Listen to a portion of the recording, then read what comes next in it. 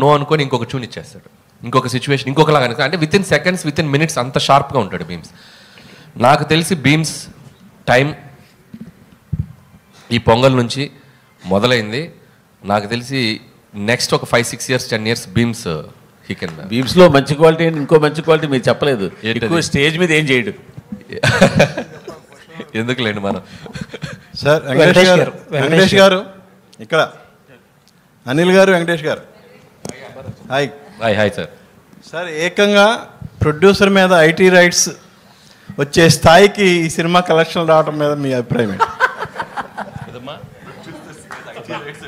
అయిందా? నిజమా?